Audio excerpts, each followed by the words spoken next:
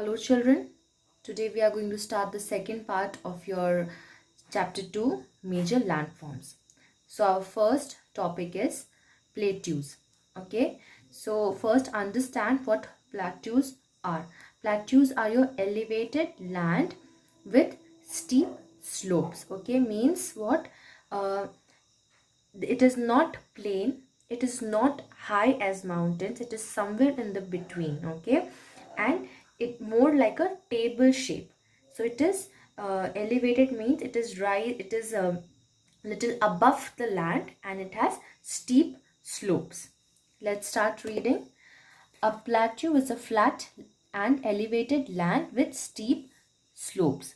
One or more sides of a plateau are raised above the surrounding areas. Okay, so what I explained, the sides of the plateau are raised above the surrounding areas. Okay, the surrounding it may be lower in your height and as compared to the plateau. Okay, plateaus can be of different sizes, which can vary from a few hundred meters to several thousand meters.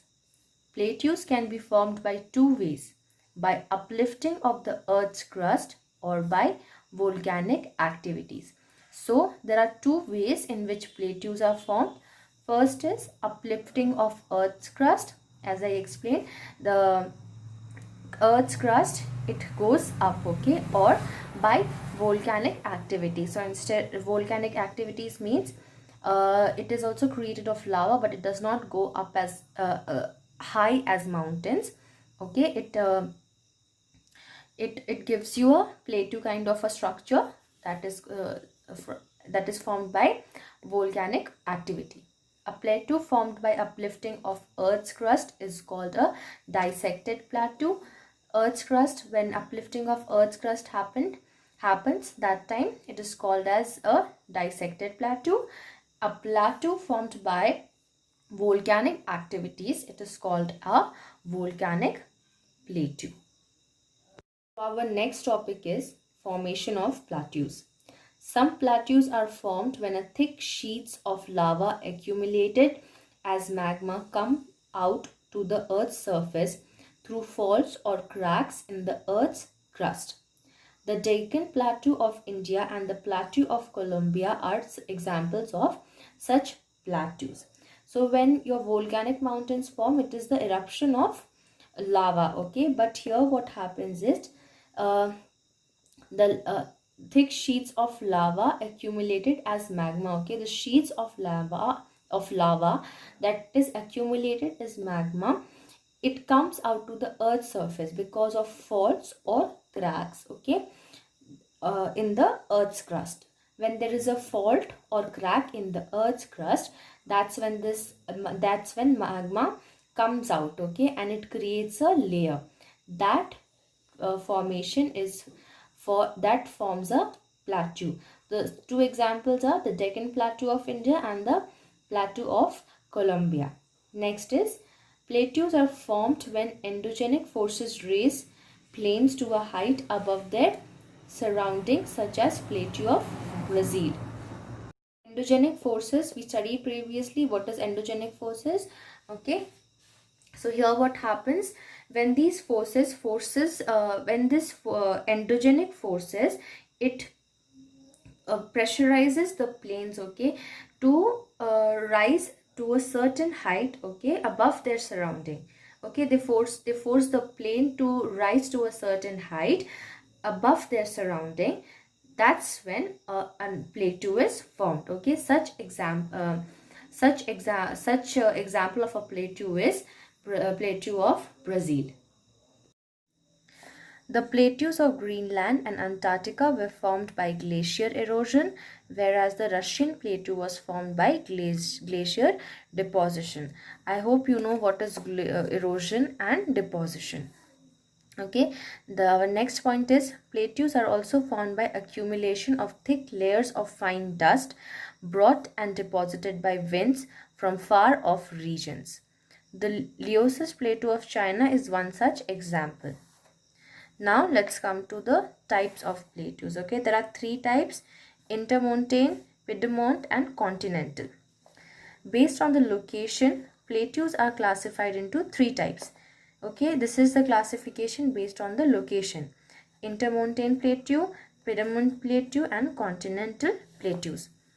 Plateaus, a rich source of minerals. Before we start this, let's go through what are three types of plateaus. Okay, so you focus on the three pictures. First, see how through a pictorial description they have described the three different types of plateaus. The first one is your intermontane plateaus. These plateaus are bordered by mountains. Example, the Tibetan plateau.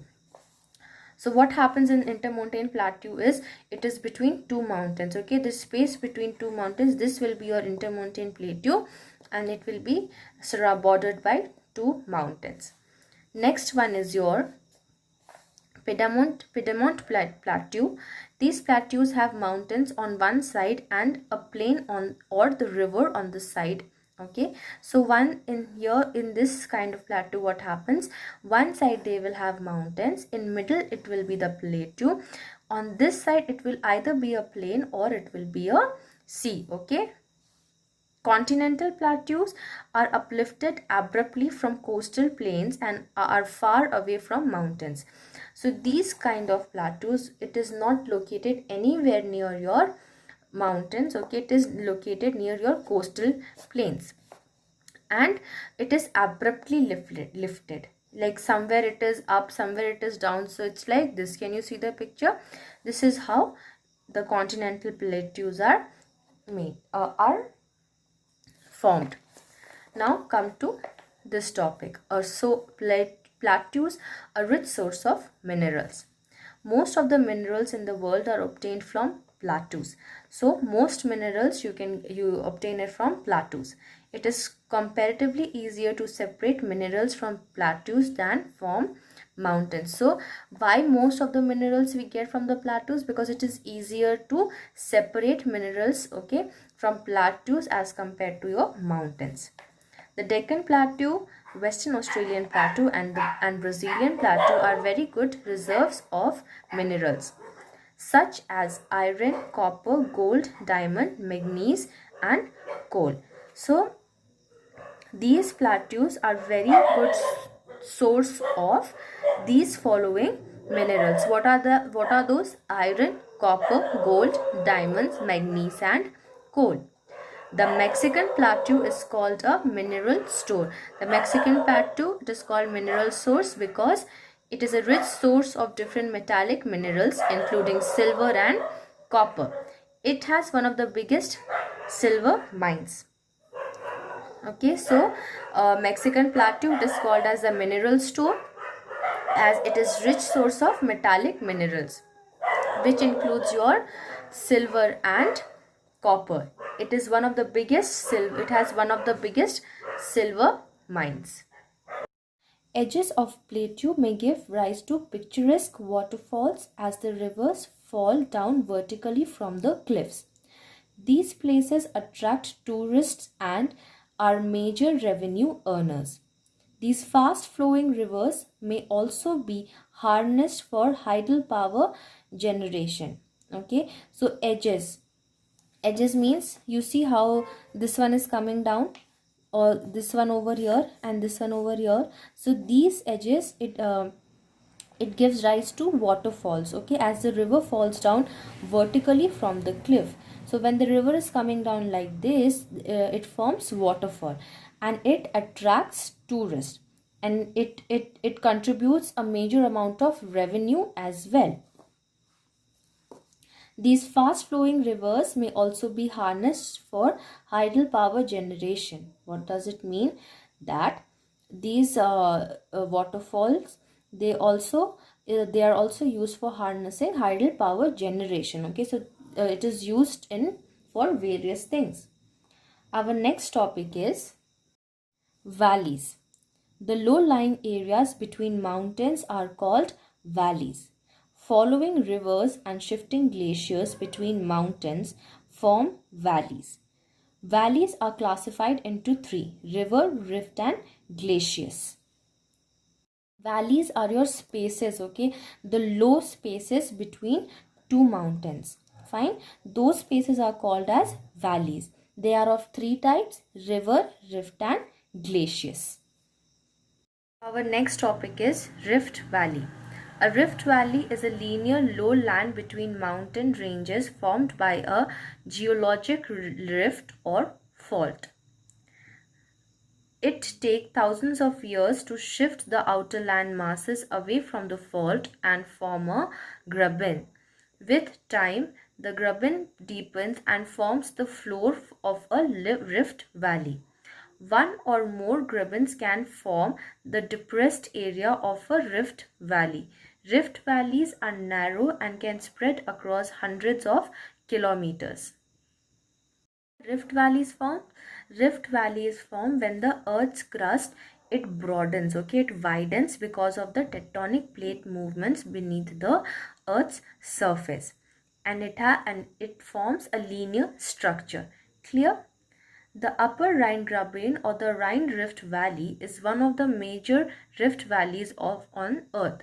Located between Basel and Frankfurt, Wiesbaden, the length of this rift valley is around 350 kilometers and the width is about 50 kilometers. The southern section overlaps the borders of Germany and France. It is a part of European Cenozoic rift system. The Rift Valley in eastern Africa spread across 7 countries and covers about 2% of the continent. It extends from Djibouti in the north to Tanzania in the south. In India, the river Narmada flows through a rift valley between the Vindhya range in the north and Satpura range in the south. Okay, so these are the three types. What are the three types? River valley, rift valley, glaciers valley. In depth, you have to study about Rift Valley. River Valley is formed by flowing rivers. Okay, it has V-shaped structure. Your Glaciers Valley, it is formed by the movement of glaciers. It has a U-shaped structure. And Rift Valley has linear structure. Over here, you can see how they have given you a diagrammatic explanation of how Rift Valley is formed. I hope you have understood this. In our next video, we will see the third part, which is plains. Thank you.